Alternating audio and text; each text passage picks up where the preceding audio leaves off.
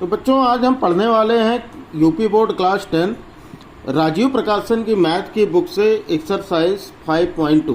जैसा कि हम लोगों ने समांतर श्रेणी इसके पहले पार्ट 1 पढ़ लिया है। आज हम लोग पार्ट 1 पार्ट 2 मैंने आपको पूरी 5.1 एक्सरसाइज एग्जाम्पल के साथ करा दिया। आज हम लोग 5.2 करने वाले हैं, तो वीडियो को पूरी देखिएगा। चलो, सबसे पहले हमको दिया गया 5.3। देखो क्या दिया गया कि समांतर श्रेणी व्यापक पद अथवा एनवा पद क्या होगा। ठीक है, हमें यहाँ पर देखो इसके पहले हम लोगों ने ये वाले एक्सरसाइज 5.1 हमने सॉल्व कर लिया है, तो हम लोग आज आगे 5.2 करने वाले थे। उसके पहले हम फार्मूले जहाँ समझ लेते हैं और क्वेश्चन एग्जाम्पल्स पर लेते हैं। चलो, तो यहाँ पर हमें दिया गया nth term of general term of an AP.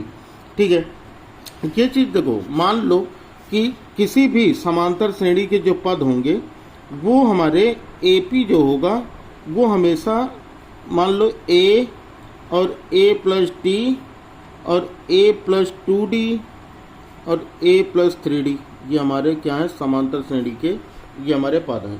ठीक है, अब बताना क्या है इसमें। देखो, इसमें a जो होगा ये हमारा प्रथम पद होगा। प्रथम पद हमारा क्या है, a है।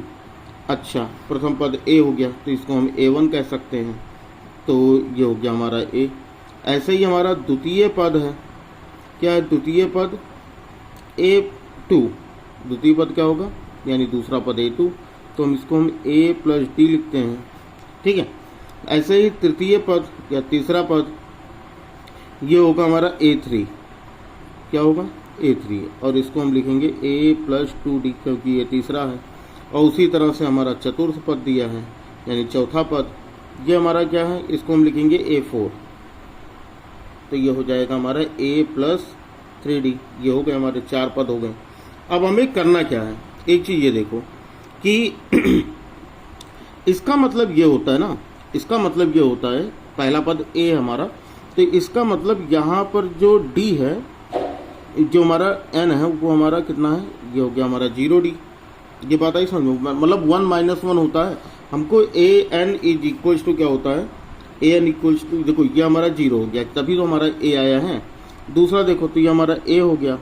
दूसरा अगर देखो तो a प्लस यहाँ पर d है, लेकिन यहाँ पर दूसरा था तो हमने 2 माइनस 1 अगर हम कर दें तो ये हमारा क्या हो जाता है, ये हमारा हो जाता है a प्लस 2 माइनस 1 होता है 1, और 1 लिखा नहीं जाता, तो ये हमारा d हो जाता है यहाँ से। ऐसे ही तीसरे पद में देखो a प्लस, तो तीसरा पद, तीसरे पद में 2 लिखा है, तो यानी 3 माइनस 1 डी कर लेते हैं, तो ये हमारा कितना हो जाता है, a प्लस 3 माइनस 1 हो जाता है 2d। ये बात आ रही समझ में। ऐसे ही यहाँ पर चौथा पद है, तो यहाँ पर हम 4 माइनस 1 कर लेते हैं इंटू डी, तो 4 माइनस 1 करने पर हमारा कितना हो जाएगा, a प्लस 3d हो जाएगा।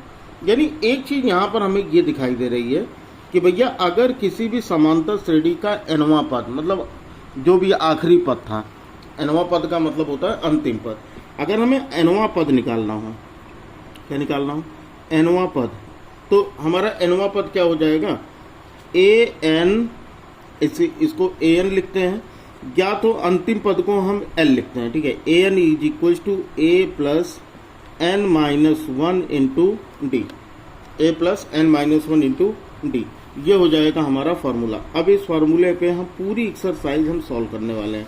अच्छा, थोड़ी सी चीज़ें और दी गई हैं कि अगर अंत से एनवा पद निकालना है तो एन से एनवा पद जो निकालना, उसके बारे में ज़्यादा परेशान नहीं होना।